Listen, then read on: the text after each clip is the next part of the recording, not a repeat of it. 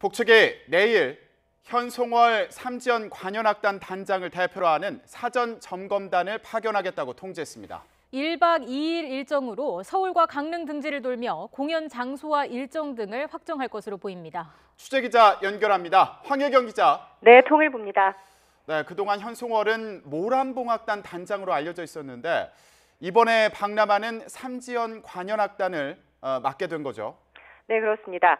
북측은 지난 15일 열린 북한 예술단 파견을 위한 남북 실무 접촉에서 140여 명으로 구성된 삼지연 관현악단을 파견하겠다고 했습니다. 하지만 삼지연 관현악단이 어떤 악단인지 단장은 누구인지 정확히 밝히지 않았는데요. 이번에 북측이 사전 점검단을 파견하겠다고 하면서 현송월을 삼지연 관현악단 단장이라고 명명했습니다. 지난 실무 접촉에서 현송월이 대표단의 일원으로 참석한 데 대해 그동안 단장으로 알려진 모란봉악단이 박람하는 것 아니냐는 관측이 높았는데요.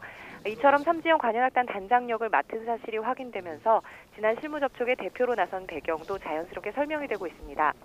또 이번 삼지연 관현악단에 모란봉악단 단원도 일부 포함되는 것 아니냐는 관측도 나오고 있습니다.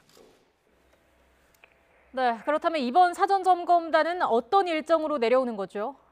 네, 북한은 당장 내일, 그러니까 1박 2일 일정으로 사전 점검단을 파견하겠다고 통지했습니다. 오늘 오전 남북 고위급 회담 북측 단장 리선권 명의로 우리 측 조명균 통일부 장관 앞으로 통지문을 보냈는데요. 현송월 외에도 6명을 더한 총 7명의 사전 점검단을 파견하겠다고 밝혔습니다. 박람 경로는 평양에서 개성, 그리고 우리 측 도라산 남북출입사무소를 잇는 경의선 육로를 통하겠다고 전했는데요. 이에 대해 정부는 북측 제의를 검토한 뒤 회신한다는 방침이지만 시일이 임박한 만큼 특별한 결격 사유가 없는 한 그대로 받아들일 가능성이 큰 상황입니다. 만약 북측 제안이 수락된다면 도라산 출입사무소는 지난 2016년 개성공단 폐쇄 이후 2년 만에 운영될 것으로 보입니다. 남북은 지난 실무 접촉에서 평창 동계올림픽 기간에 북한 예술단이 강릉과 서울에서 각각 공연하기로 합의했죠. 공연 내용은 남북 모두가 공감하는 민요나 세계 명곡 등이 될 것으로 예상되는데요. 이번 사전 점검단은 이 같은 합의 내용을 바탕으로 서울과 강릉 등지에 있는 공연 장소를 둘러보며 구체적인 공연 날짜와 시간, 방식 등을 우리 측 정부합동 지원단과 협의할 것으로 전망됩니다. 지금까지 통일부에서 YTN 황혜경입니다.